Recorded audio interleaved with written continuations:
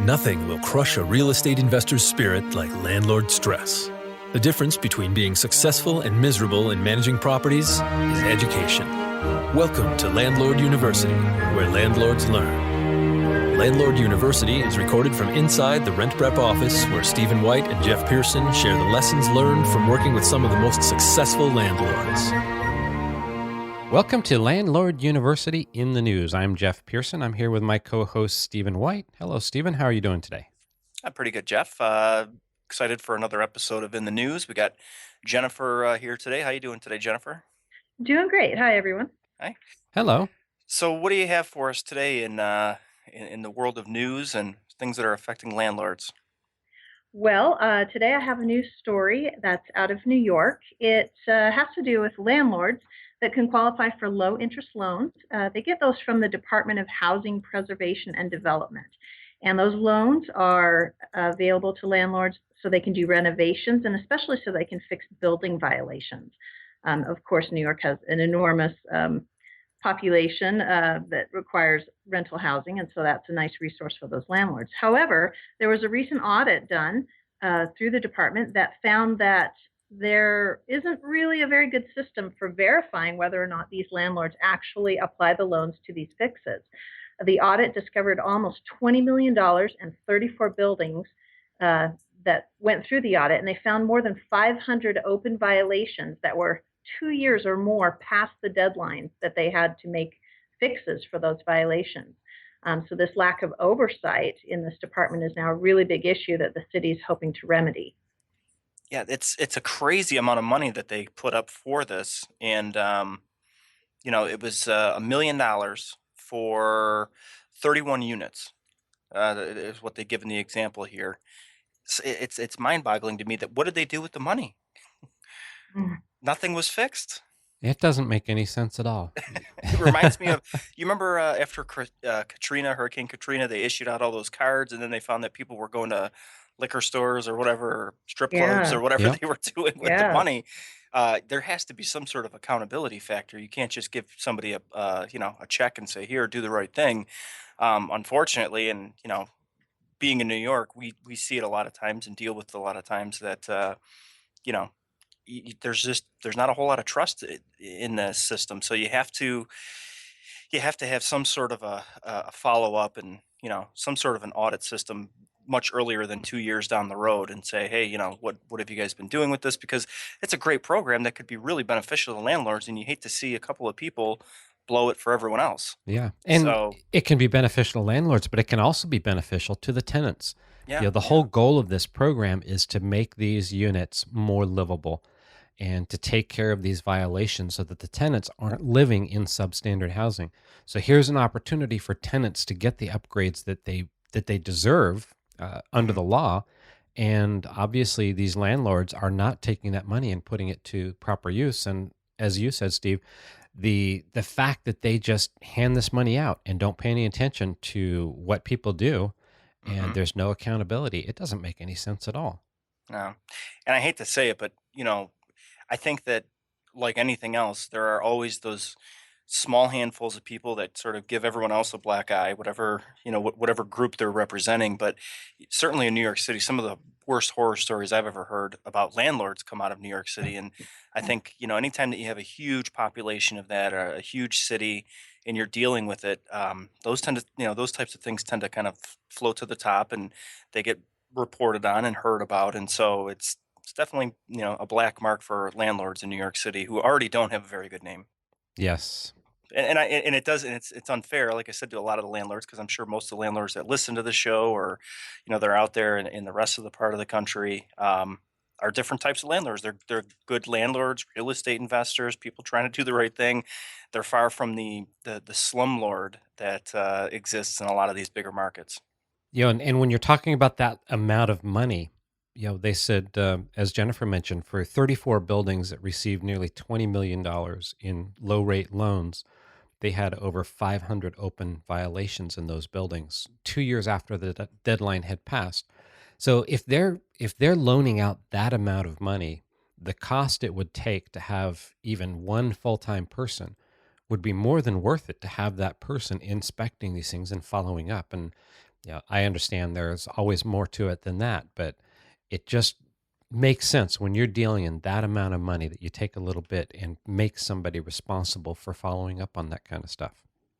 Absolutely. And I'm just thinking other, in the article where it mentions the $1 million for the 31 units, I'm thinking if I have 31 units and somebody just hands me $1 million and says, here, you know, this is for some upkeep and repair. I mean, that's incredible. I don't understand how you can blow something like that. But like I said, somebody's always there to take advantage, and kind of shame on both people, the Yes. landlords who took advantage the program for not following up and making sure that it was being appropriated correctly. Yep, exactly. All right. Well, any other final thoughts on that, Jennifer?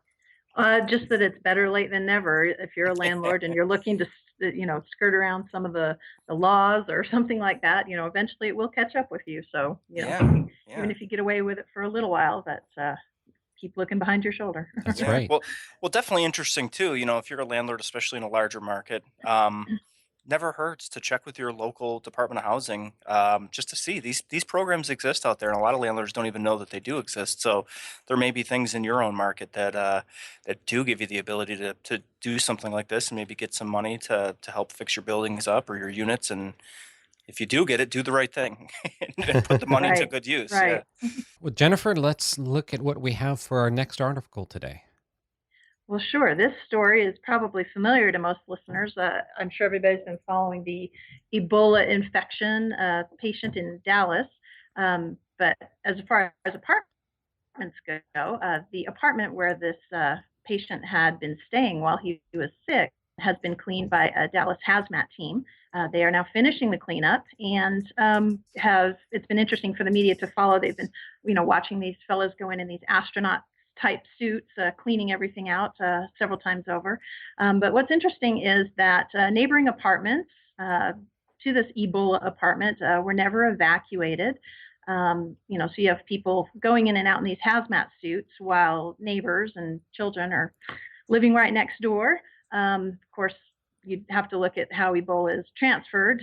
The virus is transferred from person to person, but the media has sort of made a heyday of how that looks with the contrast of children playing 40 feet away from these, suited up crews.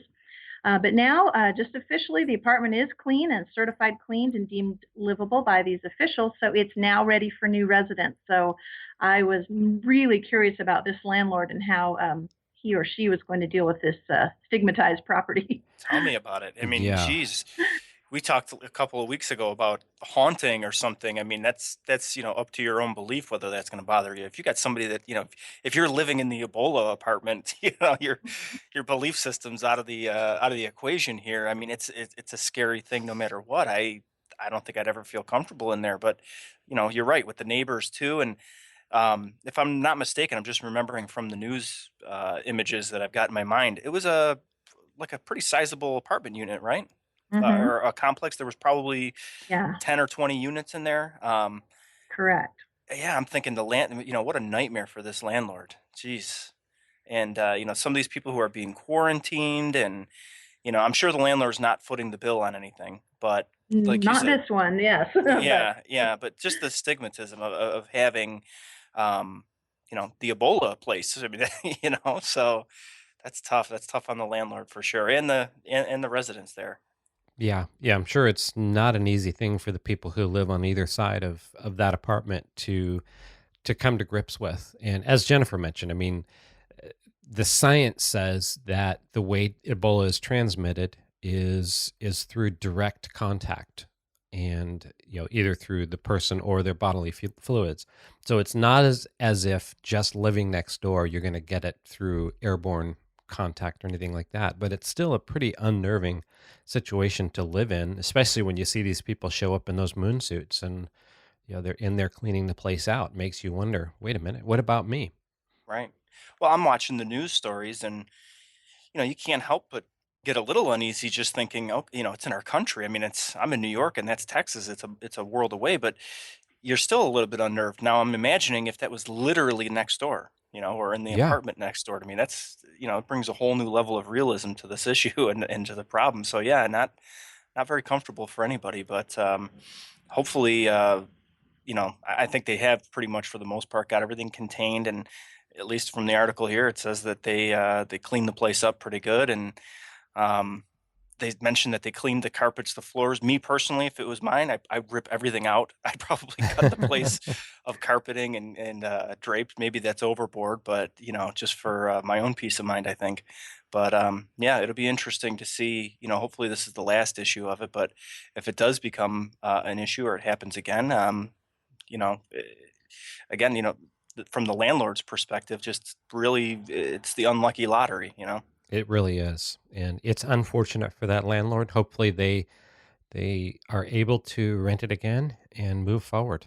Yeah, to somebody who doesn't watch the news. So, Right. yeah. Well, it's a bigger issue too with these hazardous material, these cleanup teams. I mean, a similar situation might be, for example, a meth lab, where they have to go in and get it clean certified. At what point can you and can prospective tenants just trust the documentation, trust these hazmat crews that say we've certified that this is clean. There's nothing to worry about. You know, it's bigger than just Ebola because there's lots of landlords, unfortunately, facing all kinds of hazardous material in apartments that require these cleanup crews. That's right. Well, speaking of that, let's go ahead and jump into that. Jennifer, you had brought us an article about an apartment that had to be quarantined after a meth lab was found. So tell us about that. Let's jump into that and we can kind of talk about the two together. Sure, yeah, it's a good umbrella conversation for these two articles. In Tennessee, there was a 6-unit apartment that was heavily quarantined after a meth lab was discovered inside one of the units. These families were displaced, and the landlord in the interview was very angry. He's complaining about the hefty charges that he has to pay out of pocket to restore the property to safe conditions, thousands and thousands of dollars. He says he's losing thousands of dollars in rent, several weeks to clean the property. They have to wait for test results to give the all clear, and then have residents move back in. And again, it just makes you wonder, how many landlords are actually prepared for these kinds of situations, and what does that mean for real estate investors? Yeah, and it's a, at least from my perspective, this is a huge epidemic in the country, and I don't think a lot of people are even aware that it's happening. But we kind of get this bird's eye view and running all these background checks and seeing criminal reports, and it's mind-boggling to me to see how many people come up with meth charges. I mean, it's such a, and especially in the Midwest, we see a ton of it. Down south as well. It just seems to be, a hotbed for this huge issue going on, and you know, they claim that it's pretty easy to make in terms of, you're able to get all of the material that you can from, hardware stores or local places. It's not like they're importing stuff from Colombia or anything like that. It's a whole different type of war on drugs that they're now having to fight. And yeah, and it literally could happen to anybody, any neighborhood. I've heard horror stories of this happening in really good neighborhoods, and landlords have said I would have never in a million years guessed it. Um, Obviously, it stresses the importance of looking at criminal records. I think, at least from what we're seeing, especially people with charges for meth-related crimes and things like that, it's such a horrible drug, and it gets such a grip on these people that you don't usually see them have one offense and that's it. Now they've straightened up. It usually is a whole string of offenses and lots of repeat offenders. So, on the one plus side for a landlord, you can usually spot these people a mile away if you're doing the proper background checks.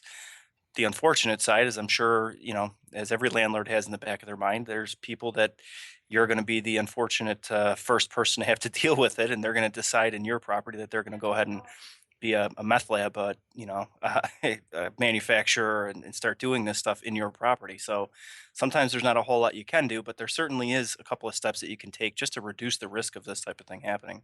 Well, one of the crazy things about the meth situation, as opposed to Ebola, is this didn't only affect that single unit. This was a multi unit complex, and everybody in the complex, as I understand it, had to be moved out. They're talking about people who lived at the end of the unit who are currently staying with the Red Cross. So this landlord is not only dealing with that one unit, but every unit in the complex has to be cleaned and certified by the sheriff that it's clean and ready to go.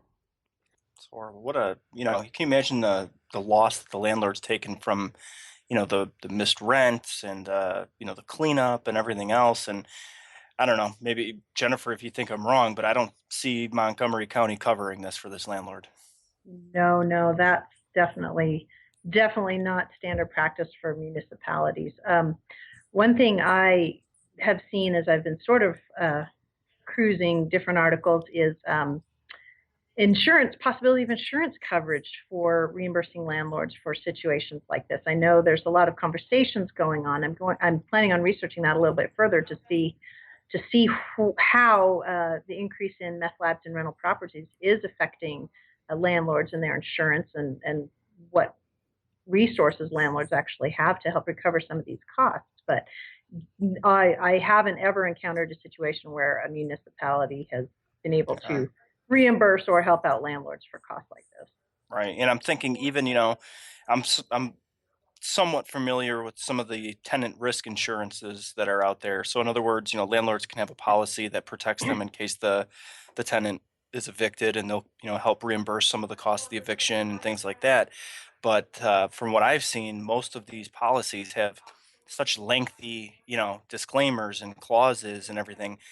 I would almost be even surprised that they would cover something like this, and to the extent of what they would cover. So, I'm hoping for this landlord's sake that his, he has some sort of landlord coverage that's going to help him out with this for sure. Yes, because as it says in the article, he's losing thousands of dollars of rent. Now he has to pay to clean the complex. He brought in a certified hygienist to get some tests, and it's going to take him 5 to 8 days to get the results of those tests to ensure that it's clear of chemicals. Yeah. There's a possibility that some of the insurance would help to cover the cost of the tenants staying somewhere else. But again, that's insurance. When it starts to come to things that are criminal, then the insurance companies don't like to pay on those kinds of things. So I wouldn't be surprised if there was no coverage for this, and this was all out of pocket for that landlord. Yeah. And you can only hope that, that he gets the clean bill of health after that 5 to 8 days. Can you imagine if he doesn't? And Right. And not, there has to be some sort of major work to be done. Cause again, I've heard horror stories that, these meth labs, they use these terrible drugs or chemicals, and it gets into the walls. And I've heard of stories of walls having to be ripped out and places just sometimes being outright condemned. Mhm. So, you hope that it's not the case for this. It'd be a total loss. That's right. It's crazy stuff. Yeah, don't rent to meth people who do meth. It's such a bad, and again, we see it, and I hate to make light of it, but the from our perspective, it's always interesting to see, because like I mentioned, they usually don't have just one meth charge and now all of a sudden they're cleaned up and they're starting a new life. It's usually this whole string of events.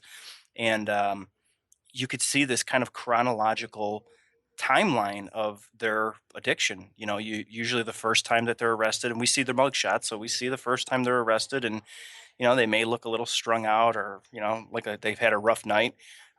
But as that progresses, and every couple of months you'll see them in there again for possession or whatever it is, and these mugshots get just worse and worse, and they end up with they just don't even look like the same person anymore. They usually lose so much weight, and they've got the sores all over their face from the chemicals that that they're that they've got all over them and everything, and it's horrible. It's just a horrible situation, and I hope that they focus their attention on cleaning that stuff up, because that's really that's going to be trouble for everybody, including landlords in the future. Yes. Agreed. Well, great, Stephen. I think that kind of wraps it up. Jennifer, thank you for bringing us these articles. These were some very interesting topics to be discussing today. You're welcome. All right, thanks, guys. Thank you. Thanks for listening to Landlord University, and remember to visit rentprep.com/landlordu to see show notes and access free resources like forms and guides. And be sure to check out Jeff Pearson hosting his own hit podcast at thementorimpact.com.